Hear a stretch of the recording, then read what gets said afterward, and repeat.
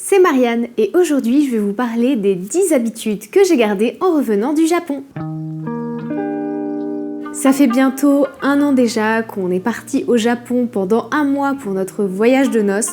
Je vous remets d'ailleurs la vidéo qui récapitule en fait ces 1 mois de voyage, le temps d'une musique que Pierre-Alain a composée. Donc je vous remets la vidéo dans le petit i si vous ne l'aviez pas vue parce que je suis très fière de cette vidéo. Donc allez la voir, ça va vous faire voyager. Évidemment, c'est un voyage qui m'a beaucoup marqué. J'avais envie de garder des petites choses du quotidien, de là-bas, de les emmener avec moi dans ma valise et de les incorporer dans ma routine ici en France pour rester un petit peu connectée avec ce pays que j'aime tant. Dans ces pratiques, je trouve qu'il y a un côté très réconfortant. C'est un voyage qui a été tellement bouleversant émotionnellement. C'est un voyage que j'attends depuis que j'ai 7 ans, donc ça commence à remonter. Et du coup, d'avoir pu enfin le faire, forcément, maintenant que c'est derrière moi, c'est un petit peu difficile, je le regarde avec beaucoup de nostalgie maintenant ce voyage évidemment et du coup j'avais envie de me rapprocher un peu plus du pays en étant ici en France parce que je peux pas me permettre en termes d'écologie de faire des allers-retours tous les ans au Japon, même si j'aimerais bien, ça ne sera pas le cas. Et donc pour pallier ce manque, j'ai conservé 10 habitudes au retour de notre voyage que je vais vous partager. Ça peut être aussi un moyen pour vous de connaître un peu mieux la culture japonaise. Je pense que cette vidéo peut vous servir aussi si jamais vous préparez votre voyage, il y aura des petites astuces. Donc je vous laisse avec la suite de la vidéo. La première, c'est de continuer à pratiquer la langue. Alors pour ça, j'utilise 2 applications, Duolingo qui est très connue. Alors je sais qu'elle est controversée parce que le système d'apprentissage fait que c'est pas forcément optimisé pour quelqu'un qui veut apprendre une langue et pouvoir avoir une conversation au niveau des échanges. C'est vrai que c'est beaucoup d'exercices d'écoute et le fait de retrouver en fait les mots qu'on entend et de les remettre, mais ça explique pas tant la construction d'une phrase. Donc l'application est bien comme base, mais faut s'intéresser un peu plus, j'ai l'impression, à la langue. Donc pour ma part, ça va être par le fait de regarder en fait des reels sur le sujet, sur la composition. Disons que je ne clique pas tout de suite en fait sur les sonorités. D'abord, si je vais lire une phrase écrite en anglais, parce que c'est de l'anglais vers le japonais et du japonais vers l'anglais, ça ne passe pas par le français, ça n'existe pas encore sur l'application malheureusement. Du coup, je vais lire d'abord la phrase en anglais et puis je vais pas regarder en fait les réponses en japonais et je vais essayer de réfléchir comment je vais construire ma phrase en japonais pour mieux retenir en fait tout simplement. Et pour l'instant c'est un système qui fonctionne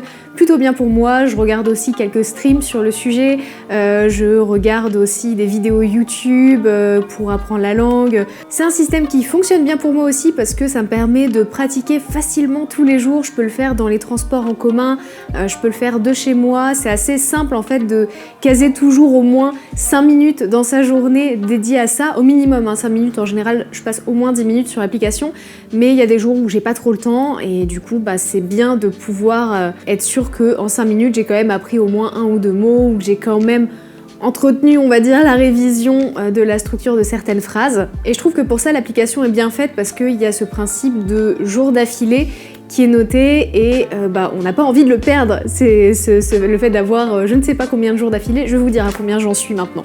J'en suis à 168 jours d'affilée, donc je ne suis pas peu fière. Pour ceux qui n'étaient pas là quand j'en avais parlé, c'est vrai qu'au retour du Japon, j'ai arrêté d'apprendre la langue. J'ai eu une petite période de deuil du voyage et j'ai repris un petit peu plus tard parce que aussi j'aime beaucoup la langue. Je trouve que la sonorité est super jolie. Et en complément de cette application qui me permet de pratiquer mon vocabulaire, la construction des phrases, etc., j'ai aussi une application pour apprendre à écrire les kanji et apprendre les kanji tout simplement, la prononciation, le sens d'écriture, tout ça. J'ai donc une application sur mon iPad et qui je trouve se complémente bien avec Duolingo qui montre les kanji mais qui fait pas forcément obligatoirement passer par une phase d'apprentissage d'écriture. Et puis même, je trouve que la façon d'apprendre le sens de l'écriture de chaque kanji est beaucoup plus claire sur cette application sur mon iPad que sur Duolingo. Et pour ceux qui seraient peut-être en train de préparer leur voyage au Japon, nous on a commencé à apprendre sur Duolingo la langue vraiment de la toute base, du tout début, pendant 3 mois juste avant notre voyage.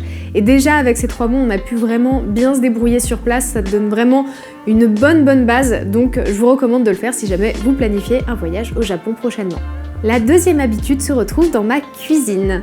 Si vous suivez ma chaîne pour les recettes, vous savez qu'il y a quand même pas mal de recettes d'inspiration asiatique et particulièrement japonaise que je vous partage sur ma chaîne YouTube et sur Instagram. C'est une culture culinaire que j'ai toujours beaucoup aimée et je crois que d'ailleurs une des premières recettes japonaises que j'ai apprises c'est le tamagoyaki et je la fais encore aujourd'hui. J'ai appris ça, je pense j'avais à peine une dizaine d'années. Et j'étais super fière de moi à l'époque d'avoir réussi à faire ces petits tamagoyaki.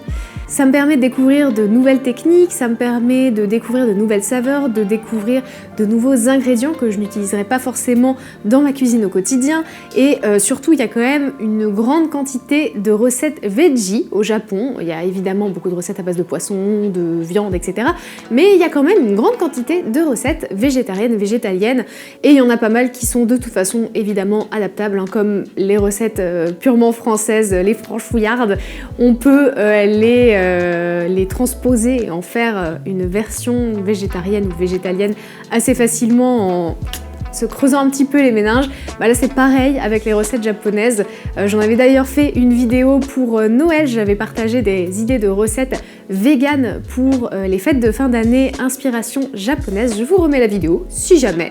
Mais voilà, ça me pousse à être encore plus créative dans ma cuisine et il y a un côté très sain dans la cuisine japonaise globalement, alors sauf tout ce qui est friture, etc. évidemment. Là, au niveau du côté sain, on n'y est pas trop. C'est quand même pas mal de légumes variés. En ayant une base de riz, on est quand même pas mal. Il y a beaucoup de bouillon, de soupe, etc. Donc c'est assez agréable et bon, j'aime bien manger healthy, donc même si le mot veut pas trop dire grand chose, je trouve, mais c'est juste pour vous donner un petit peu l'idée globale que je m'en fais. Et puis ça me permet tout simplement de renouveler un petit peu la cuisine. Des fois on a un peu tendance à faire les mêmes plats, donc là ça permet d'aller chercher un petit peu d'autres idées ailleurs.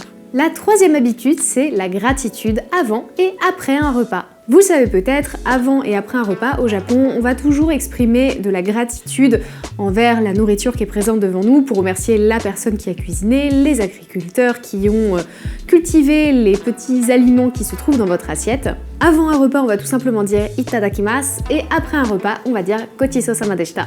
Dans les deux cas, ça veut un petit peu dire merci pour ce repas, ça peut se traduire aussi par je vais me régaler, ce genre de choses. Il n'y a pas vraiment de traduction littérale, mais l'état d'esprit exprimé par ces petites phrases, c'est tout simplement de la gratitude, comme je viens de vous le dire.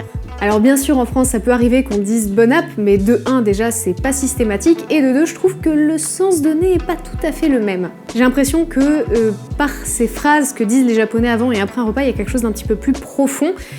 Et personnellement, ça m'a changé mon appréciation de la nourriture. Je m'explique. Mais ça me permet vraiment de réfléchir à ce que j'ai dans l'assiette et vraiment remercier du plus profond de moi la personne qui a fait la cuisine et tous les aliments qui font qu'aujourd'hui je peux me régaler avec ce délicieux plat. Je trouve que depuis que je dis ça, j'ai une meilleure appréciation de ma nourriture, j'en profite plus. Et je remercie plus aussi les personnes qui ont contribué à ce délicieux plat et je trouve que c'est une très belle chose. La quatrième habitude, c'est la consommation de matcha. Alors j'avais la chance d'être venue du Japon avec une petite boîte de matcha de qualité qu'on avait ramenée de Uji, qui est une des villes de la naissance de la culture du thé vert au Japon, qui est absolument délicieux, d'une qualité d'un vert mais pur. Si vous ne savez pas, le matcha, en fait, la qualité du matcha se mesure visuellement grâce à notamment l'intensité du vert du matcha. Plus il va être fade et pâle, plus ça voudra dire que c'est un matcha de mauvaise qualité, et plus la couleur sera verte, vive et pétante, ça voudra dire que c'est un matcha de très bonne qualité. Et je suis arrivée à la fin de mon pot, malheureusement il avait un fond, et c'est à ce moment-là que Anatae, une marque de matcha française qui cultive quand même son matcha, son thé vert au Japon à Nissho, m'a proposé de collaborer avec eux et du coup j'ai pu avoir des petites boîtes de matcha. J'étais évidemment ravie, leur matcha est également excellent. Il me semble que mon code promo est toujours valable d'ailleurs si vous voulez le goûter, donc je vous remets le code promo juste ici. Le matcha est riche en antioxydants, vitamines et minéraux. Il apporte une énergie douce et aide à rester concentré et il renforce le système immunitaire.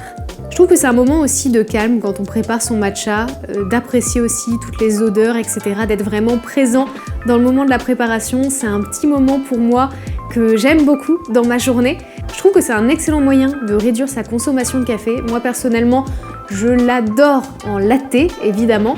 Ça peut m'arriver de le boire aussi juste pur, mais je pense que je fais plus de latte que juste boire le matcha tel quel.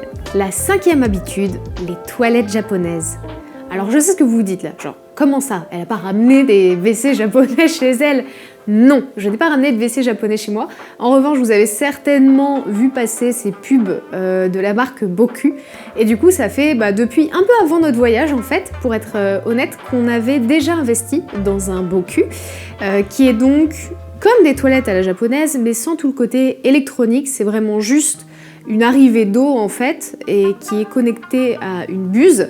Et on va juste ouvrir ou fermer la valve en fait, c'est simplement ça. Et du coup il y a une buse qui vise plutôt vers l'avant, donc pour le lavage vulvaire, et il y a une buse qui vise plutôt vers l'arrière, donc plutôt au niveau des petites fesses.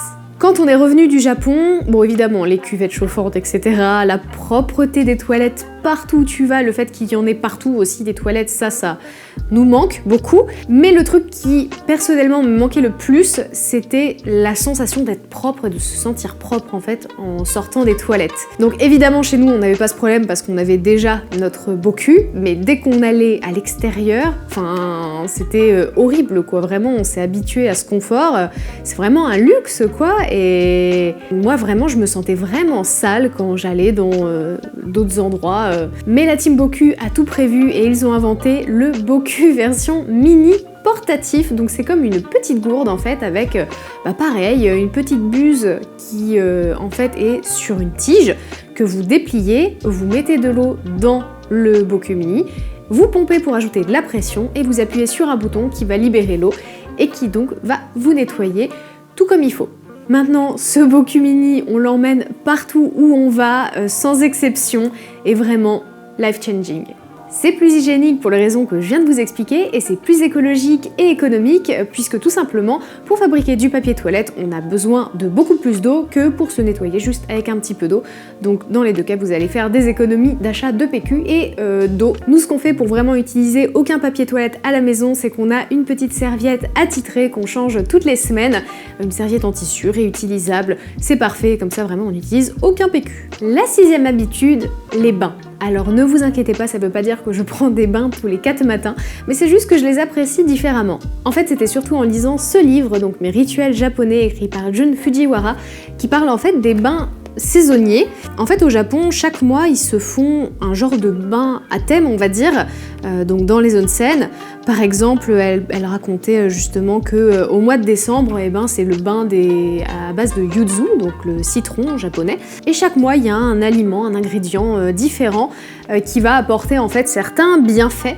Pour l'exemple du yuzu, donc la teneur élevée en vitamine C du yuzu augmenterait le flux sanguin, réchaufferait le corps et stimulerait le système immunitaire. Donc ça se fait au mois de décembre, donc c'est parfait, effectivement, c'est tout ce dont on a besoin. Et du coup, quand j'étais chez mes parents, début janvier, on a collecté des épines de pin pour que je puisse me faire un bain au pin, qui est le bain du mois de janvier. Donc on a ramassé les petites aiguilles, je les ai nettoyées, je les ai préparées, je les ai fait cuire pour faire une infusion d'épines de pin. Et après, je l'ai versé dans mon eau du bain et du coup, ça m'a fait, disons, apprécier le bain différemment, le fait d'avoir pris le temps de le préparer, d'avoir collecté mes petites aiguilles, de les avoir préparées, etc. C'était tout un petit rituel que j'ai beaucoup apprécié et du coup, je dis pas que je vais faire ça chaque mois, mais je trouve que c'est un chouette moyen aussi de profiter des vertus des aliments naturels qu'on a dans la nature, de saison en plus, puisque forcément mois par mois ça va être de saison. Et du coup, c'est un moyen très agréable, je trouve, de profiter de son bain. Et pour les bienfaits du bain d'aiguilles de pin, donc l'huile contenue dans les aiguilles de pin aurait pour effet d'améliorer la circulation sanguine, de soulager les névralgies ainsi que les douleurs musculaires. Ce que je fais maintenant aussi avant de prendre un bain, en général, je vais déjà un petit peu me pré-nettoyer comme ce qu'on fait dans les sento ou dans les onsen au Japon pour vraiment rentrer dans mon bain et être toute propre. Alors ça peut être juste une petite toilette de chat que je vais faire au gant de toilette avant d'aller dans le bain. Mais je me sens plus détendue, encore plus sereine. Le fait de pas me laver dans mon bain et d'être toute propre en y allant, c'est très agréable. 7e habitude, se déchausser. Alors ça peut vous paraître débile, mais c'est un truc que j'ai bien aimé emporter avec moi, c'est que par exemple quand je vais dans la salle de bain, j'enlève mes chaussons à l'entrée et je les remets prêts pour quand je sortirai de la salle de bain. Comme ça c'est une pièce qui reste quand même on va dire, plus propre à ce niveau-là. C'est quelque chose qui se fait beaucoup au Japon parce que souvent quand tu es dans des endroits un petit peu publics et qu'il va y avoir des salles de bain ou des toilettes, et ben en fait on va pas mettre les mêmes chaussons pour le reste de la maison ou du ryokan ou autre. Vous allez avoir vraiment des chaussons dédiés pour aller dans l'espace salle de bain. Donc ce sont des petits chaussons qui sont posés dans la salle de bain ou dans les toilettes et qui sont partagés avec les autres personnes qui séjournent avec vous. Mais vous avez donc bien vos chaussons pour vous balader ailleurs, mais des chaussons dédiés pour aller dans ces espaces-là. Et à côté de ça, évidemment, quand je vais chez des gens, alors c'est une habitude que j'avais déjà, c'est de se déchausser en rentrant chez les gens.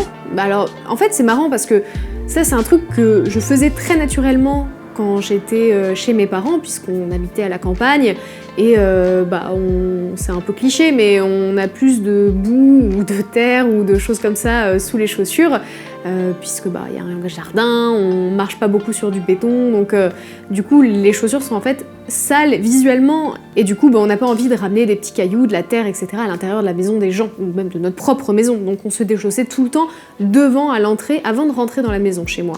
Et c'est un truc que j'ai remarqué à Paris, je sais pas si vous constatez ça aussi autour de vous, mais comme la saleté ne se voit pas alors qu'elle est là, hein, elle est dans les rues, les gens s'en rendent pas compte je pense, et du coup je vois plein de gens ne pas se déchausser quand ils arrivent chez quelqu'un, et moi ça me paraissait aberrant. Je trouve qu'en fait c'est pas respectueux de la personne chez qui on est invité de ne pas retirer ses chaussures, c'est une marque d'irrespect selon moi. Donc même si les gens gardent leurs chaussures autour et que tant pis je prends sur moi, mais ça veut dire que je vais marcher là où il y a des gens qui auront marché avec leurs chaussures dans l'appartement ou la maison des personnes chez qui on rend visite, au moins moi j'aurais fait ma part et j'aurais respecté en mon sens les lieux. Mais dites-moi si vous aussi vous trouvez ça aberrant et vous vous déchaussez toujours, ou si non, vous trouvez ça normal, ça peut être le cas aussi, hein, mais vous trouvez ça normal de garder ses chaussures parce que vous avez froid aux pieds pour X ou Y raison. Voilà, je suis curieuse d'avoir votre avis là-dessus parce que moi qui viens de la campagne, je trouve ça trop bizarre de garder ses chaussures en intérieur. Et d'ailleurs, ça m'a renforcée dans l'idée que j'ai trop envie d'un Genkan dans notre future maison. Vous savez que c'est un petit peu notre projet de l'année. Donc évidemment, il ne sera pas préexistant. Donc le Genkan, c'est en fait une sorte d'entrée avec une surélévation. Et après, vous avez la maison. Donc vous rentrez dans un espace où vous pouvez garder vos chaussures. Et là, vous enlevez vos chaussures et vous passez une fois que vous franchissez la petite marche, en fait, vous êtes en chaussons ou en chaussettes, quoi. Vous ne gardez pas vos chaussures à l'intérieur. Et voilà, c'est un petit truc aussi que j'ai trouvé trop mignon là-bas au Japon, que tous les espaces, aussi petits soient-ils, aussi petits soient les appartements, il y avait toujours un Genkan. Du coup, c'est quelque chose que j'aimerais bien, si c'est faisable bien sûr, au niveau pratique, mais j'aimerais bien faire ça dans notre future maison, je trouve que ce serait très mignon et j'aimerais beaucoup, voilà, et peut-être que ça forcerait les gens quoi qu'il arrive à se déchausser quand ils arriveront chez nous. Bon, en général je le demande, mais peut-être que le message sera encore plus clair, je sais pas. Et en plus je trouve ça trop mignon parce que comme ça on peut proposer aussi des petits chaussons bien douillés aux invités et c'est sympa, on se sent bien reçu comme ça. 8e habitude, lire des livres sur le Japon. Alors ça peut être des lectures plus liées à la culture, aux habitudes, au quotidien, ou alors des trucs un petit peu plus profonds, des romans, etc. Peu importe, toutes les lectures qui me semblent intéressantes, je prends. Ça me permet de rester connectée évidemment à l'état d'esprit des Japonais et toute cette culture que j'aime tant. Parmi les livres que j'ai lus, donc il y a celui-ci dont je vous ai déjà parlé, donc Mes rituels japonais de Jun Fujiwara. Ça c'est vraiment un concentré de petites astuces du quotidien que j'ai beaucoup aimé, avec plein de petites recettes et tout, donc très très sympa. De la même autrice, je vous en avais parlé sur YouTube, j'ai adoré ce livre, La parfaite Tokyoïte, donc toujours de Jun Fujiwara, qui en fait, par un prisme d'une Parisienne qui habite en France depuis 20 ans, retourne au Japon tous les ans en fait, et à chaque fois se réhabitue, se retrouve japonaise une nouvelle fois à chaque fois qu'elle y va, et elle va raconter plein de petits détails, de petites choses, etc. De son quotidien là-bas, et de ce qu'elle retrouve quand elle retourne au Japon, et j'ai trouvé ce livre vraiment ultra réconfortant, vraiment un petit cocon, plus pour une approche culturelle et toujours de la même autrice Jun Fujiwara. J'ai adoré aussi Les secrets du savoir-vivre japonais, donc plus sur cette approche zen, etc. Très très sympa. Je viens également de terminer le livre du thé de Okakura Kakuzo. Donc ça c'est vraiment sur l'histoire du thé et de la cérémonie du thé. Et de next dans ma liste, il y a un artiste du monde flottant de Kazuo Ishiguro et Âme brisée de Akira Mizubayashi. Donc je les ai pas encore lus, donc je peux pas vous faire de retour là-dessus, mais en tout cas, ces deux sont next dans ma liste. 9e habitude, la contemplation de la nature. Alors j'ai toujours bien sûr beaucoup apprécié mes balades en forêt, le fait de se retrouver dans la nature, etc. Mais j'ai l'impression que depuis que j'étais en voyage là-bas, depuis qu'on a pu faire le Hanami, j'apprécie différemment en fait les petites choses de chaque saison ici en France. Par exemple, je vais prendre le temps de regarder dehors quand il y a des nuages de certaines formes et d'apprécier leur forme, de voir leur déplacement, etc. et de me concentrer vraiment là-dessus. Pareil pour le bruit de la nature, maintenant quand on se balade en forêt avec Pierre-Alain, on aime bien, enfin on le faisait déjà un peu avant en vrai ça, mais on s'arrêtait et on écoutait tous les bruits des oiseaux, du vent dans les feuilles, etc. et c'est très apaisant. Et enfin, 10e habitude, regarder des séries ou des animés en japonais. Alors bon, évidemment, j'ai toujours regardé mes animés en japonais, sous-titrés français, mais maintenant comme j'ai en plus cette ambition de parler la langue, enfin en tout cas cette volonté de l'apprendre plus en profondeur, du coup je repère un petit peu plus des détails de langue maintenant que je m'y connais un peu plus, et du coup ça me permet aussi de continuer de pratiquer à ce niveau-là. Malheureusement, j'ai déjà poncé tous les Terrace House. D'ailleurs, s'il y a des personnes parmi vous qui ont vu les Terrace House et qui auraient peut-être une recommandation d'une autre série un peu plus en immersion dans le quotidien des Japonais, un peu dans le même état d'esprit, n'hésitez pas à me faire vos recommandations dans les commentaires. Je suis vraiment friande de ce type de contenu, donc n'hésitez pas, vraiment. Et puis sinon, qu'est-ce qu'on a regardé récemment? On a vu la dernière saison de Spy Family, et j'ai commencé Jujutsu Kaisen, donc stay tuned, parce que j'ai pas fini, donc me spoilez pas s'il vous plaît. J'ai vu évidemment le dernier Ghibli, Le Garçon et le Héron, j'ai vu aussi Suzume quand on est tout juste rentré de notre voyage, et j'ai vraiment adoré. En fait, il faut savoir que Suzume, on l'avait pas encore vu parce qu'il n'était pas encore sorti en France quand on est parti au Japon, il était déjà sorti au Japon par contre, donc la BO de Suzume était déjà sortie, et du coup j'avais quand même commencé à l'écouter un petit peu pendant qu'on était en voyage au Japon, et maintenant quand je la réécoute aujourd'hui, je suis vraiment hyper nostalgique de notre voyage. C'est vraiment, j'associe la BO de Suzume à notre voyage, donc j'adore la réécouter de temps en temps. Et voilà pour cette vidéo et pour les habitudes que j'ai emportées dans ma valise au retour de notre voyage du Japon. J'espère que ça vous a peut-être inspiré aussi pour vous, pour votre quotidien, même si vous êtes pas forcément fan du pays, mais je pense qu'il y a quand même des petites choses à prendre ici et là, des bonnes petites habitudes à piocher pour apprécier un petit peu plus son quotidien. J'espère en tout cas que ça vous a inspiré. Dites-moi dans les commentaires s'il y a une habitude que vous aimeriez bien essayer d'intégrer à votre quotidien. N'oubliez pas, pour me soutenir, de mettre un petit pouce bleu si la vidéo vous a plu, un petit commentaire. Ça aide beaucoup et ça me fait beaucoup plaisir aussi de vous lire, donc merci beaucoup de prendre le temps de faire ça. Vous abonner si c'est pas déjà fait pour ne pas louper les prochains contenus. Et puis moi je vous fais plein de gros bisous et je vous dis à dans 2 semaines pour la prochaine vidéo.